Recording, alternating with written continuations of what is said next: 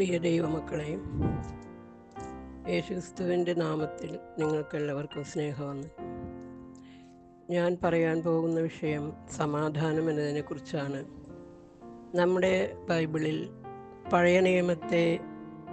പഴയ നിയമഭാഗത്തിൽ സങ്കീർത്തനക്കാരൻ എഴുതി വച്ചിട്ടുണ്ട്. 119 സങ്കീർത്തനം 165 ഇങ്ങനെ പറയുന്നുണ്ട്: നിന്റെ ന്യായപ്രമാണത്തോട് പ്രിയമുള്ളവർക്ക് മഹാസമാധാനമുണ്ട്. അപ്പോൾ പണ്ടുകാലത്ത് ന്യായപ്രമാണം, ഇന്ന് നമ്മുടെ സത്യവേദ പുസ്തകം.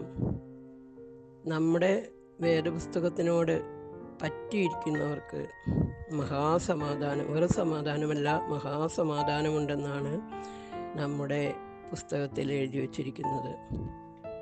ആ മഹാസമാധാനം പ്രാപിക്കുവാൻ നമ്മൾ ചെയ്യേണ്ടത് നമ്മുടെ വചനങ്ങളോട് പറ്റിയിരിക്കുക, കിട്ടുന്ന സമയം തക്കത്തിൽ ഉപയോഗിക്കുക.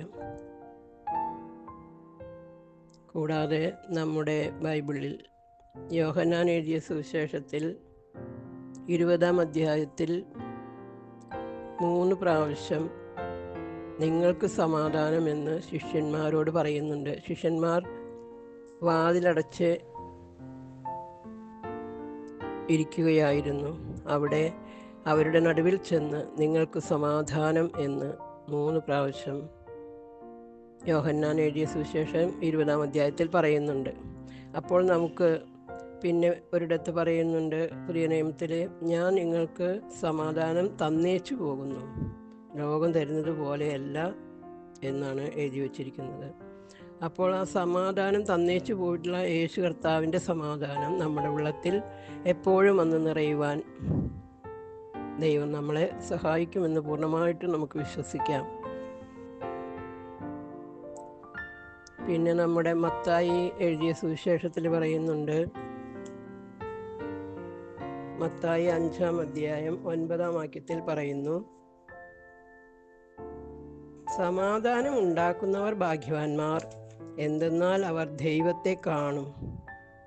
ദൈവത്തിൻ്റെ പുത്രന്മാർ എന്ന് വിളിക്കപ്പെടും. ദൈവത്തെ കാണുമെന്നല്ല, ദൈവത്തിൻ്റെ പുത്രന്മാർ എന്ന് വിളിക്കപ്പെടും. സമാധാനം ഉണ്ടാക്കുന്നവരെ ആരെന്ന് വിളിക്കപ്പെടുന്നവരാണ്? ദൈവത്തിൻ്റെ പുത്രന്മാർ എന്ന്. അപ്പോൾ സമാധാനം നമുക്ക് എല്ലാവർക്കും ആവശ്യമാണ്. പൈസ കൊടുത്താലൊന്നും കിട്ടില്ല സമാധാനം. ആ ദൈവിക സമാധാനം നമ്മുടെ സമാധാന പ്രഭുവായ യേശു കർത്താവിൽ നിന്ന് നമ്മൾ ചോദിച്ചു വാങ്ങുക. ഓരോ ദിവസവും രാവിലെ പ്രാർത്ഥിക്കുമ്പോൾ അന്നത്തേക്ക് വേണ്ട സമാധാനം നമ്മുടെ ഹൃദയത്തിൽ നിറച്ചു തരുവാൻ നമുക്ക് ദൈവത്തോട് പ്രാർത്ഥിക്കാം. ദൈവം സമാധാന പ്രഭുവാണല്ലോ. ആ സമാധാന പ്രഭുവിനോട് പറ്റിയിരുന്നു കൊണ്ട്, ആ സമാധാനം പ്രാപിച്ചുകൊണ്ട് ജീവിക്കാൻ തുടർന്നുള്ള കാലങ്ങളിൽ ദൈവം നമുക്ക് തരുന്ന ആയുസ്സിൽ അതിനായിട്ട് ദൈവം നമ്മളെ സഹായിക്കട്ടെ എന്ന് പറഞ്ഞുകൊണ്ട് ഞാൻ എൻ്റെ ചെറിയ വചന പ്രഭാഷണത്തിൽ നിന്നും ഇരുന്നു കൊള്ളട്ടെ.